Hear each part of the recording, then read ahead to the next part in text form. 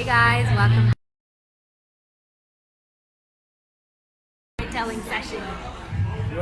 Gregory, take a lunch. Thank you so much, my brother. This was amazing. We're gonna just use this one. This Oh, one's okay. problematic. Turn off. Okay, you guys, welcome back to our third storytelling sesh. We're pausing at the top of the hour to share some tales. Gregory, can I ask you a favor? Could you turn this down a little bit so it keeps? Thank you so much. And welcome back to those that are joining us live. To those that weren't here for our last top of the hour session, I just want to tell you we are here to share some stories, to create opportunities to be able to make a difference in Ukraine and the lives of our friends there who are being impacted every day right now by war. And we are doing this because it's really hard to watch the news and not feel like there's nothing we can do. So we are doing this.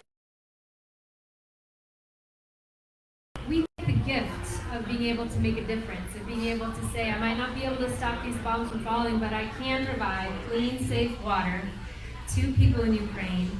And I am here to, we kind of had, Lisa and I talked about this being like a mini TED Talk session. So that's the idea, is just to spend a few minutes sharing with you guys some of my favorite people and those of you on our live stream.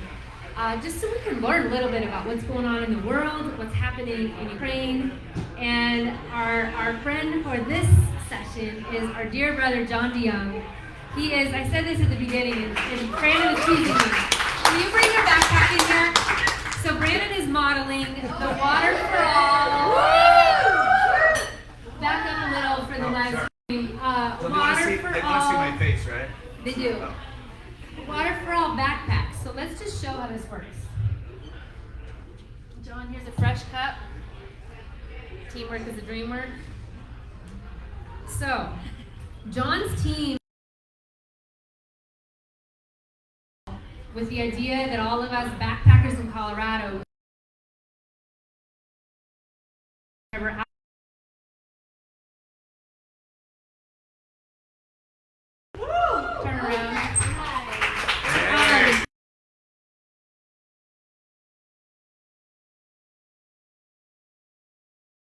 Amazing.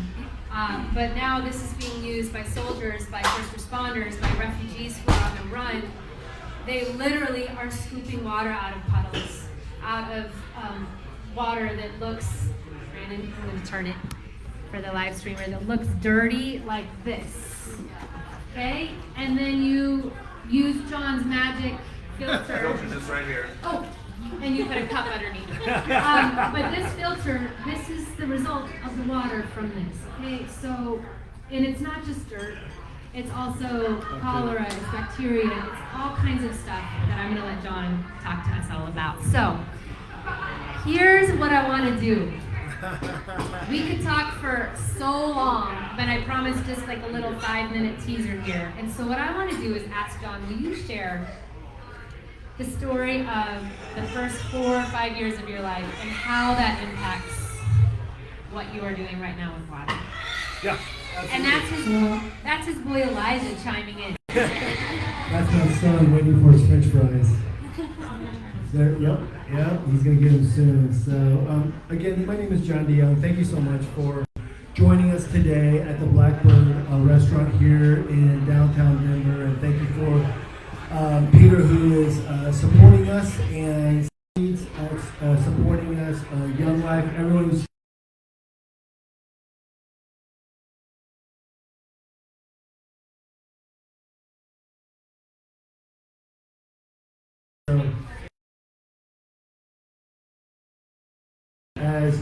as it's humanly possible. If this was a buffet, I'd be here for about 3 hours. My wife knows I love food. So, but okay, so it all started, I think, in this really unique space where the grace of God was upon my life.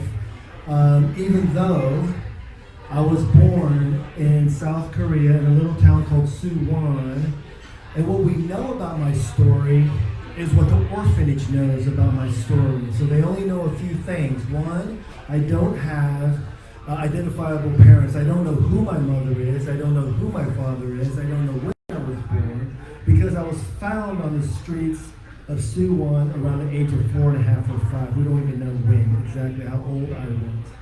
I don't think they even know my name, because I think when they picked me up, it was the police who had picked me up because I was causing a little bit of trouble on the steps of City Hall of Suwon. And then from there, they took me to and escorted me to the government orphanage, which was condemned, and then shipped off to Seoul, Korea, where I was adopted.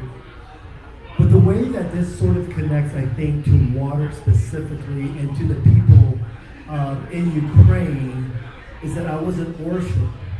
And I have no idea the story of my mother. Right now, they think because of my, I would say my characteristics of what I was saying or how I was behaviors that I had is maybe my mother or I was raised in a brothel or a bar. But they don't know. They don't know exactly, but I knew at 4.5 or 5 way too much about sex, drugs, and rock and roll at that time. And what I did was, interestingly enough, my American adopted family said, when you were, here in America, we were learning and trying to learn how to relate with you or how to even feed you, right? How to even feed you. One of the couple things that you would do every now and then before dinner is you did this sort of song and dance. And it had sex, drugs, and rock and roll in it. And then at the end, you would beg for money. And that just broke my parents' heart because they discovered or they used deductive reasoning. This is how he survived. And then my mother spent the next 6, 7, 8 months cleaning my system of tapeworms and all the diseases in my system. Now understand, I was also, when I was adopted, it was either 5.5, 6, we still don't know, when I was born, we don't know my name, we don't know my parents, and the fries are here for my baby, I'm so excited. We don't know my name, we don't know anything about me, so the very first, evidence of me existing was the orphanage picture, and it just has like a little piece of paper in front of me with my Korean name on it and an assumed birth date. And that's the first evidence of my existence, I guess. In the world today, when a baby is born, they're like new, pictures and pictures and pictures and videos and stuff. But I was like 5 years old. Was the very first time. And so when my mother was picked me up at the airport, I was assumingly 6 years old, but I only wore a toddler-free clothing. I was half my size. And then my mother says that it was probably because of your nutrition and the water and all the things that you were dealing with. So imagine, foot-long tapeworms coming out of my body because I was so infested with disease and parasites and worms in my life. And so it's interesting, the grace of God bringing me here today to develop a water filter, right? And uniquely enough, that is for Ukraine because nothing creates widows and orphans faster than war. There's a lot of widows and orphans out there, but faster than war and genocide, there's nothing that creates them. Imagine, again, I said earlier, you leaving your brother, your husband, your father, your uncle to war, and you separate from them as you take your suitcase and your children's to the other side of the country as they go to the other side of going to the most dangerous areas to really fight for freedom.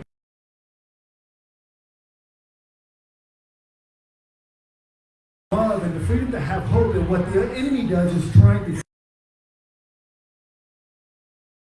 rob that away from you. And so what we can do is clean water seeds hope back into those families, the widows, and the orphans, the soldiers, the freedom fighters, the first responders, because they're doing it now without clean water.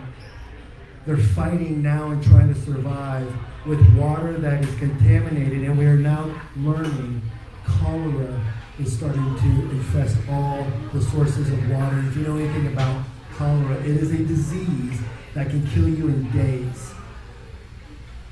Research says that thousands, tens of thousands are now at risk of dying, and so we need to do something about that. We can stay inside and say, well, that's not my problem, but I'm telling you, it is your problem, right? I'm telling you today, it is your problem. You need to get involved. So I'm thankful that everyone who is here, everyone who's watching online, anyone globally who's hearing this message, it is part of our problem because it's a human problem, and we have to come alongside these women, these children, these husbands, these uncles and these brothers and these fathers, and give them clean water so that they may fight.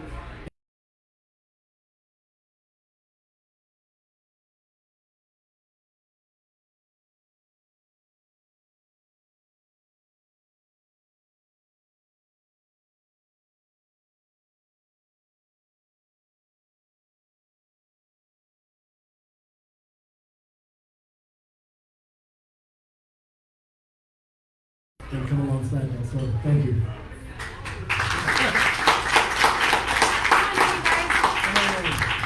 John, thank you. So here's two things I want to say as we wrap up this little story vignette. Number one, what I love about John's story is that he did not set out to be the water of the world guy. He's a creator. He just loves people. And he pays attention to what's capturing his attention. So, he went to India, was at that point, he was a hip hop dance teacher and filmmaker. And then when he noticed what was happening in India and how many people were getting impacted by water, how many kids were not being able to go to school, how many parents were not able to go to work, he came home and that pain persisted and kept pricking his heart until he did something about it. So the invitation that I want to say is, this is for Ukraine, yes.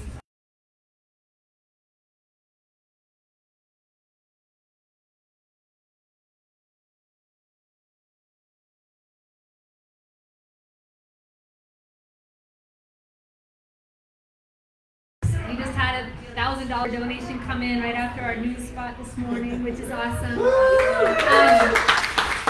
My dear sister Erin over there, she ran a vacation Bible school program and had all the little kids do a series of fundraisers over a week.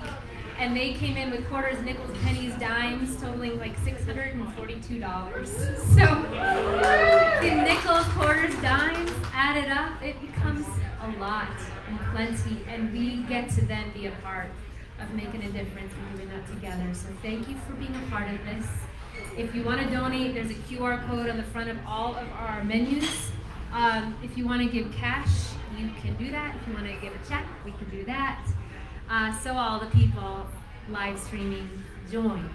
One other thing, Cara Valentine is here with Res Worldwide, and she's selling jewelry that is made by women or artisans around the world, and 25% of the sales of that is also going to this fundraiser. So there's so much good stuff happening. So eat, drink, be merry.